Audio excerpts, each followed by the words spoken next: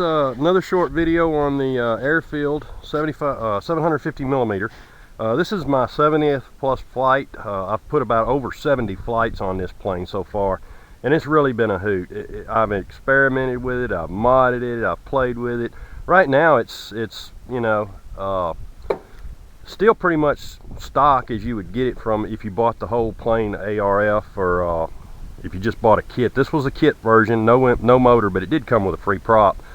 So I'm running 1000 milliamp 3-cell batteries, a 30 amp ESC.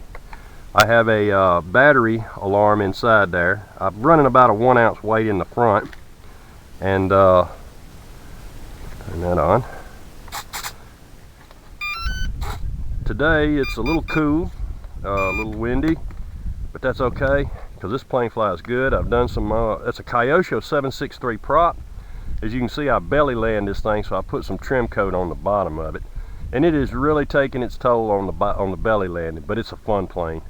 I've made some skids out of some old landing gear from a BF 109. As you can see, it just keeps the wingtips off. I've scraped it pretty good doing belly lands out here in this field.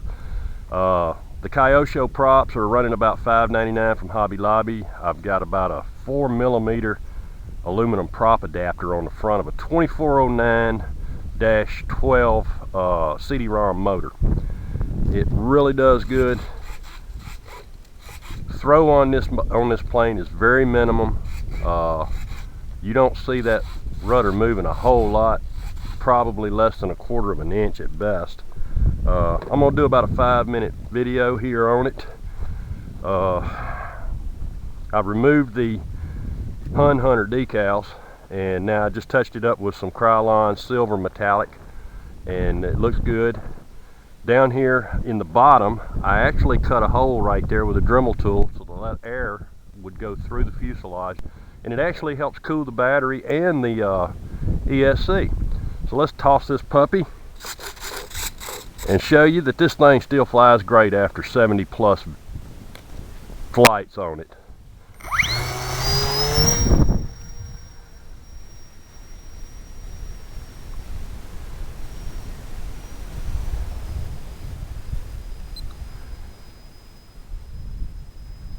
Alright, get her trimmed out a little bit here. That's a little under half throttle.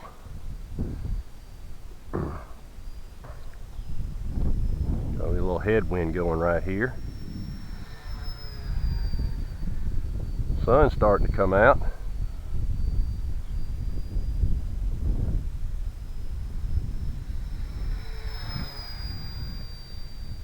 Alright, let's open her on up a little bit.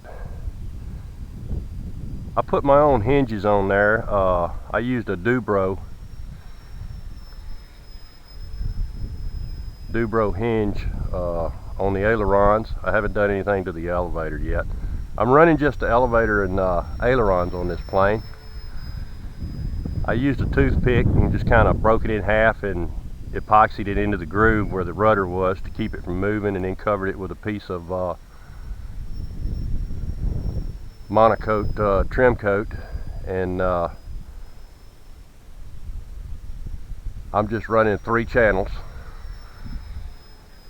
and that's about half. Yep, that's half throttle.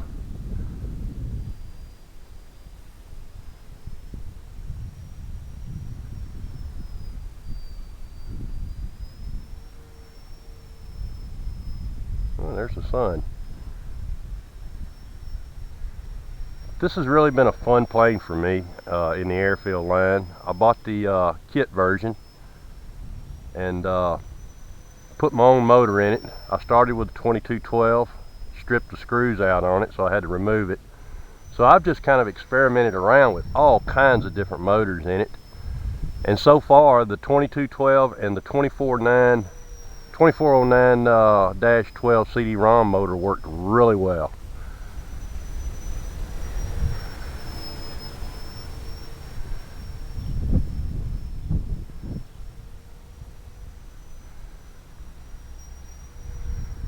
My left rolls are not as tight as they used to be, and I don't know why. I got a little spot on that aileron where I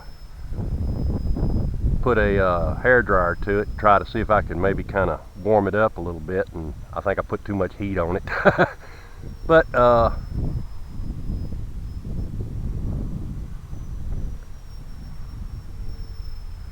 that's about half throttle. I'm really happy with this 2409 motor and a 3-cell, and I'm running a 3 amp.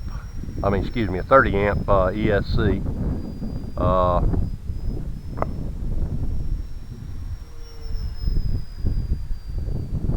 Oh, there went my battery alarm.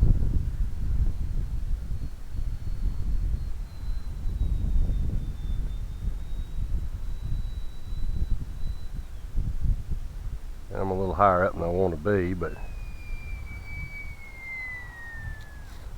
all right, well, that's a short video. It wasn't but about 3 minutes, but I get an average of about 10 minutes per flight on the 1000 milliamps, and they fit everything I got really nice.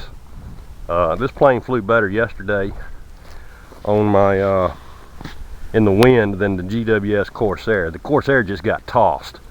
I'm running a 1 ounce weight, nothing but a flattened out bullet, up inside the bottom here, right in the very nose where the ESC slides in. This plane loves to fly nose heavy. I'm set to COG at about 45, and even, like I said, even added a nickel slug when it gets windy to the inside of the battery compartment. I do use a piece of Velcro to secure that battery, and I slide it all the way in forward, and it works out really well. The plane will fly nose heavy, even if its COG is off. As long as it's nose heavy, it will fly. And I've used different size props on it. The 8.6 was a screamer. The 8.7 made it scream, but because the prop sticks down pretty far, usually I'll bend the adapter if it strikes. If it doesn't land just right with that prop sideways or horizontal, if it goes vertical, the tip will hit the ground when it belly lands. Plus, if you run landing gear with an 8-inch, you don't have much room for it to tilt forward, and for it'll hit that prop and it'll bend that shaft. That's my only gripe about the 2409 CD-ROM motors, or the 2410s. The shafts are so soft, the slightest strike will bend that shaft, and then you got to pull it out. And they used Allen set screws on the motors, so if you'll take those set screws out, with the exceptions of the ones that's right there at the nose on the shaft, where that lug is, if you will just go ahead and replace those with 3mm Allen screws, the battery's just, you know, slightly warm. The air cooling passing through there really helps it a lot on that, and it's just a good match. Like I said, I'm using a 30 amp ESC. I'm using regular 1000 3-cell milliamp battery zippies, and I put my my little battery alarm on there, and it tells me, keeps me from ruining any more of my LiPo packs. But I have a piece of Velcro right there, as you can see, and I also have a flat piece in the bottom in the bay here, and I take it all the way to the nose, and then it just stays there. It won't slide. If it slides back any, you're gonna throw that weight off. My radio is a regular 2.4 Airfield, and as you can see, there's a little square right up here in the nose, almost right behind. I put a little piece of tape where the 45, 50mm COG is. So I just kind of tuck it down in there and try to get it as close to everything up as far as I can. We're running one servo on the rear end. I did have a steerable tail wheel on it, but it vibrated loose, and I just went ahead and just locked it down and removed this servo. But it still flew fine with the 2 servos in the rear behind the center of gravity, so I mean, it was still fine. But that's it. That's over 70+ flights on this little Airfield, and it has been a super great little old plane. When it gets to 100, I think what I'll do is either get me a new airframe, or I'm just going to build this one all over again and see if I can smooth that EPO out. I've never messed with EPO before. The Hobby Lobby International Kyosho, drill those out little at a time, and they'll work just fine.